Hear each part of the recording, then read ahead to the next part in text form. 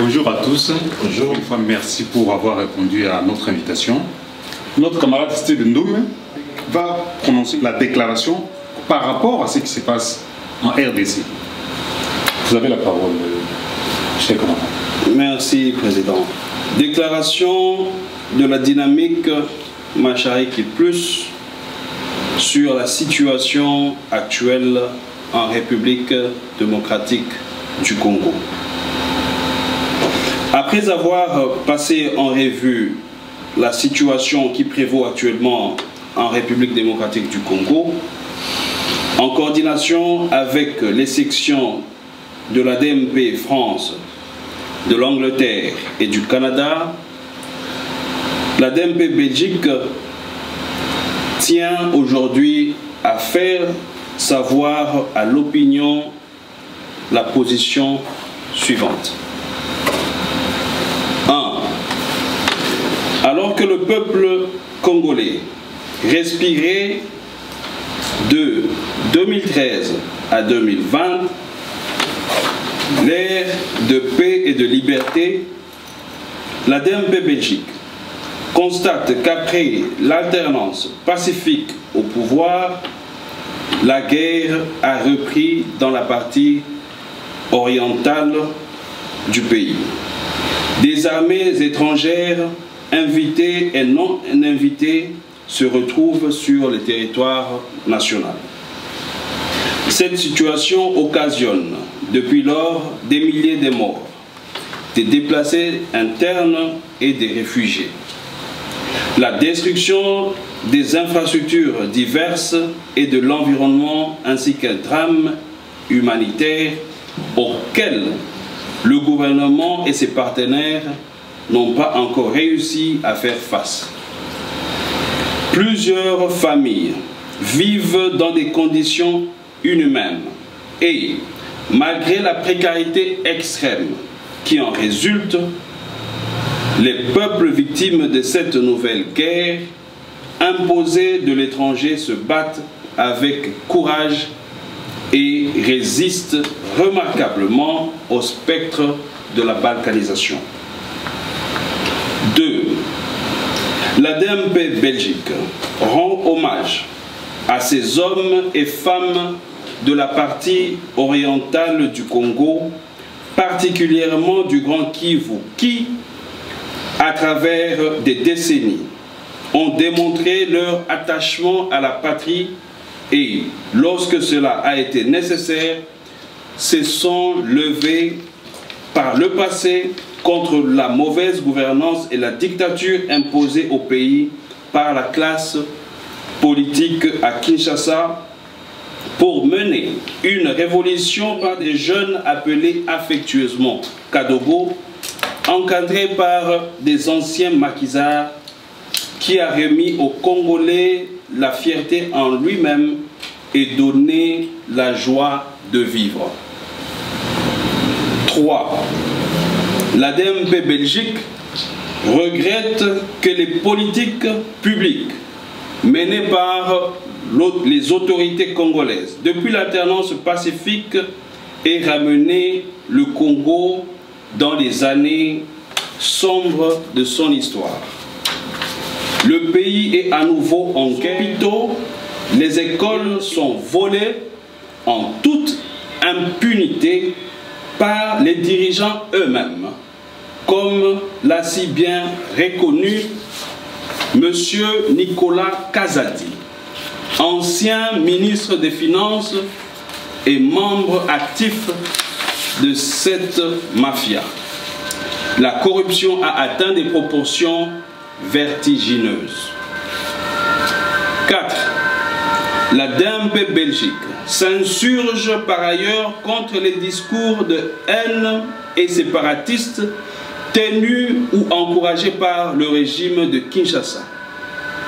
Pouvoir na biso baluba, bino baswahili, bokanga minoko na bino.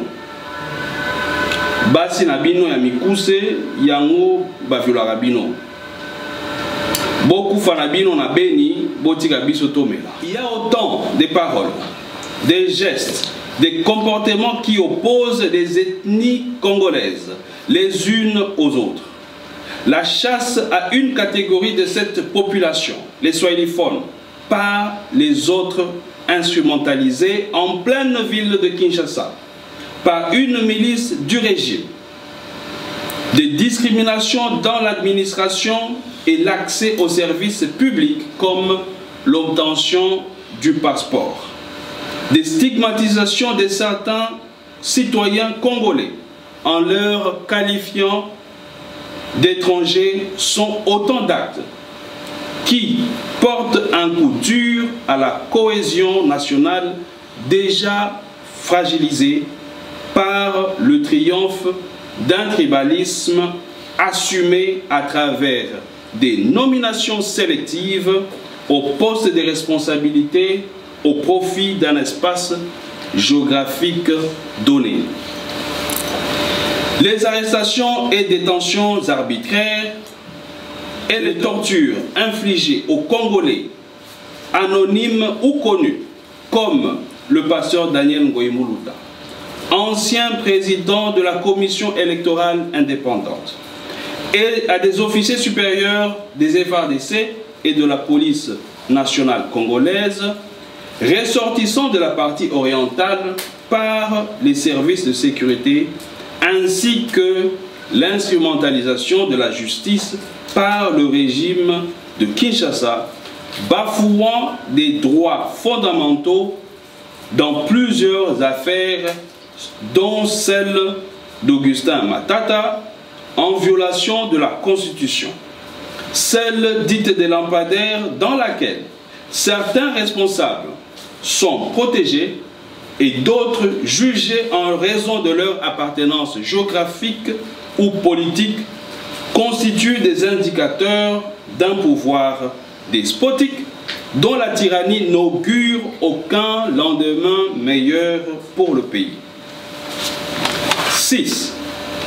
L'ADMP Belgique dénonce la punition collective imposée par le gouvernement de Kinshasa à toute la population des zones sous contrôle de l'AFC M23, qui consiste à fermer toutes les banques et à priver les familles entières et des opérateurs économiques de l'accès à leur épargne.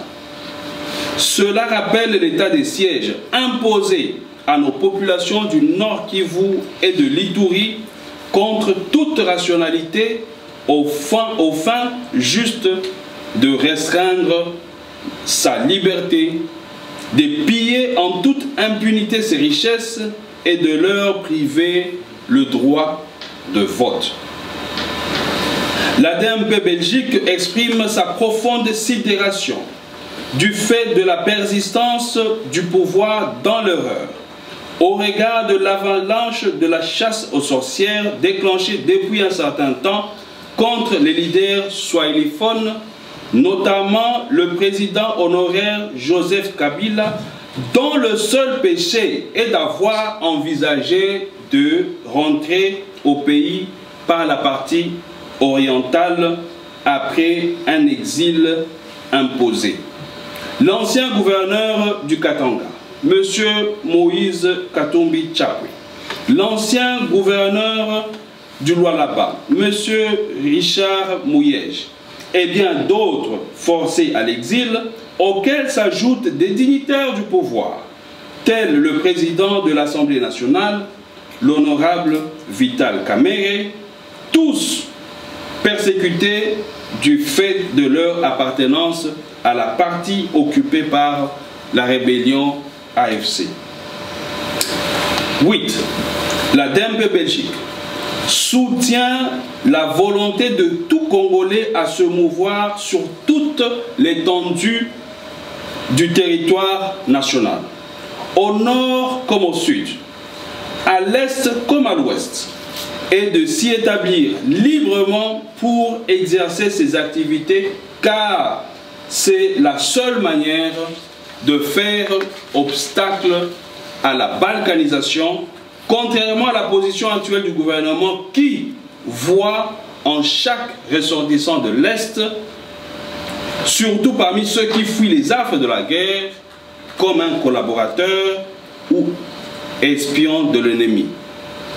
Et elle encourage le président honoraire qui a décidé de mettre fin à l'exil et de s'y rendre en vue d'apporter sa précieuse contribution à la paix, mettant ainsi son expérience au service de la nation.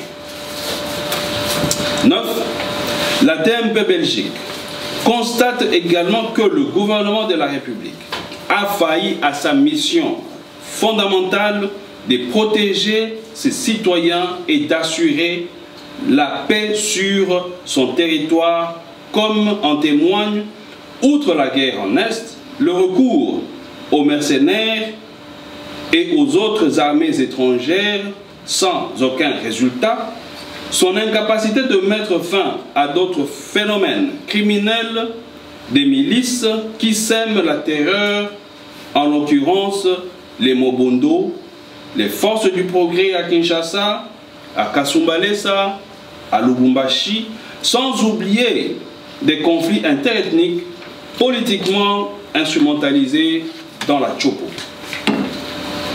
10. S'agissant des accusations infondées, des intimidations répétées à l'égard de l'ancien président de la République, son Excellence Joseph Kabila Kabange, de sa famille politique et biologique, la DMP Belgique exprime sa profonde indignation face à ce qui constitue ni plus ni moins à une persécution.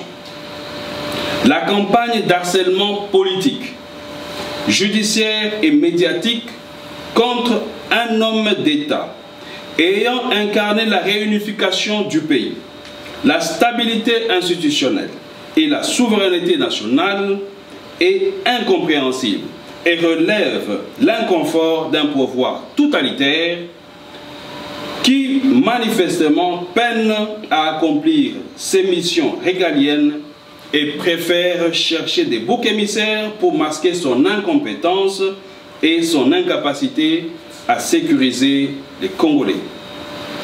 11. La DMP Belgique exige que toutes les forces étrangères quittent le territoire national afin de permettre aux fils et aux filles du Congo de prendre leurs responsabilités en main pour apporter la solution qu'ils jugent adaptée aux graves maux dont souffre le pays. La DMP Belgique appelle le peuple congolais à une conscience collective et à rejeter fermement toute forme de division, d'injustice, de tribalisme, de népotisme, de pillage et bradage des ressources naturelles de notre pays, tant par des pays étrangers que par ses propres dirigeants. 13. À cet égard, elle dénonce l'accord sur les minéraux proposés aux États-Unis d'Amérique sans aucun débat national, par un régime illégitime trempé dans la corruption, le bradage des ressources naturelles du pays, par différents montages de partenariats, et invite le partenaire américain à attendre le règlement de la crise en cours pour s'engager avec un pouvoir responsable. Fait à Bruxelles le 7 mai 2025. Nous vous remercions.